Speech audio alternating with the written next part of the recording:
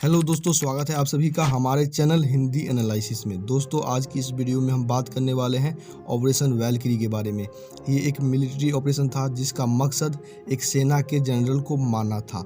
और जनरल ऐसा वैसा नहीं, दुनिया का सबसे बड़ा सनकी तानाशाह हिटलर को मारना था। जी हाँ, लेकिन एक छोटी सी गलती हुई, नहीं तो हिटलर का खेल 1 साल पहले ख़त्म हो जाता और वर्ल्ड वॉर 2 का सूरत शायद कुछ और रहता और इतने लोगों को बिना मतलब के जानें नहीं गंवानी पड़ती। तो आइए जानते हैं वो क्या साजिशें हुई, कौन कौन से लोग इसमें शामिल थे और कैसे एक छोटी सी गलती के कारण ये मिशन असफल रहा। So let's explain. आपको जान के ये हैरानी होगी कि हिटलर को मारने की इस प्लानिंग में उनके नाजी पार्टी के लोग खुद ही शामिल थे, क्योंकि जर्मनी वर्ल्ड वॉर 2 में 1944 के समय हार रहा था और हिटलर हार मानने को तैयार नहीं था। और ऐसा नहीं था कि हिटलर पे ये पहला हमला हो, इससे पहले भी 14 बार हमले की साजिश हो चुकी थी, लेकिन सब असफल रहा था। ये 15वां हमला था। इस हमले को बड़ा हमला इसीलिए भी माना जाता है क्योंकि इस हमले में हिटलर मरते मरते बचा था और उसके साथ मीटिंग कर रहे 3 ऑफिसर की मौत हो गई थी। इस हमले के मास्टरमाइंड को अगर देखा जाए तो इस हमले का मास्टरमाइंड था स्टाफनबर्ग। और इस ऑपरेशन वैलकिरी पे एक मूवी बन चुकी है। उसी मूवी से और कुछ एनिमेशन से मैं आपको समझाने का कोशिश करूँगा। तो स्टाफनबर्ग एक मिलिट्री ऑफिसर था जिसकी ड्यूटी अफ्रीका में लगी हुई थी। वहाँ उन पे एक दिन अचानक हमला होता है। उस हमले में उनका एक हाथ, एक आंख और दूसरे हाथ की एक उंगली चली जाती है। कुछ दिन के ट्रीटमेंट के बाद स्टाफनबर्ग ठीक हो जाता है, लेकिन वो युद्ध में जाने के काबिल नहीं रहता है।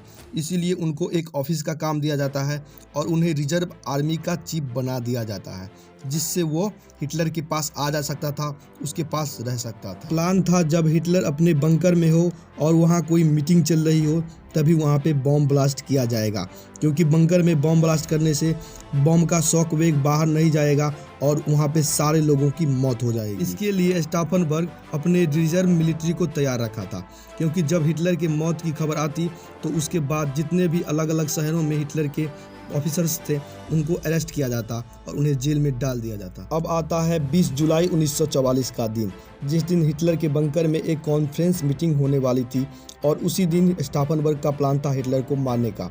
लेकिन उस दिन गर्मी थोड़ी ज़्यादा थी, इसलिए बंकर के बजाय एक लकड़ी के रूम में मीटिंग होने वाली थी। अगर बंकर में मीटिंग होती और वहाँ पे बम ब्लास्ट होता तो सारे लोग मारे जाते, क्योंकि बम का शॉक वेव बंकर से बाहर नहीं जा पाती, क्योंकि बंकर में कोई खिड़कियां नहीं थी। फिर भी स्टाफनबर्ग अपने योजना पे काम कर रहा था, लेकिन स्टाफनबर्ग जानता था कि अगर यह योजना फेल हुई तो उसके साथ साथ उसके फैमिली को भी मारा जाएगा। इसलिए वो अपने फैमिली को कहीं दूर छोड़ आया। स्टाफनबर्ग जहाँ पे मीटिंग्स होने वाली थी वहीं पे पहुँच जाता है अपने ब्रीफकेस में बॉम्ब को लेकर। मीटिंग शुरू ही होने वाली थी, तभी अचानक स्टाफनबर्ग दूसरे कमरे में गया और वहाँ पे बॉम्ब को असेंबल करने लगा। एक बॉम्ब असेंबल हो चुका था, दूसरे बॉम्ब को असेंबल कर रहा था। तभी एक ऑफिसर आया और बोला, दरवाज़ा खटखटाया और बोला मीटिंग शुरू हो चुकी है, चलो। उसके बाद स्टाफनबर्ग को एक बॉम्ब को असेंबल किए बिना ही जाना पड़ा।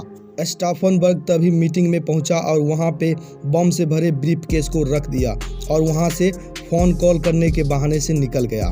तभी अचानक एक बड़ा ब्लास्ट होता है, जिसको देखता है स्टाफनबर्ग और वो समझ जाता है कि लगभग सारे लोग मर ही चुके होंगे। इसके बाद स्टाफनबर्ग बर्लिन पहुंचा और अपने रिजर्व आर्मी के द्वारा नाजी लीडर्स को अरेस्ट करवाना शुरू कर दिया। तभी अचानक एक बुरी खबर आई कि हिटलर जिंदा है। उसके बाद हिटलर खुद रेडियो पे आया और बोला, मैं जिंदा हूँ, मुझे कुछ नहीं हुआ है। इसके बाद जितने भी लोग स्टाफनबर्ग के साथ इस योजना पे काम कर रहे थे हिटलर को मारने का, सबको ढूंढा गया और सबको खड़ा करके गोलियों से भून दिया गया।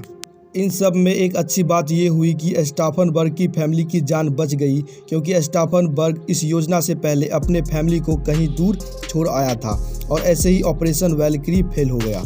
आज के लिए बस इतना ही। अगर यह वीडियो आपको अच्छी लगी तो मेरे चैनल को ज़रूर सब्सक्राइब कर दीजिए, क्योंकि ये मेरा नया चैनल है। Thanks for watching.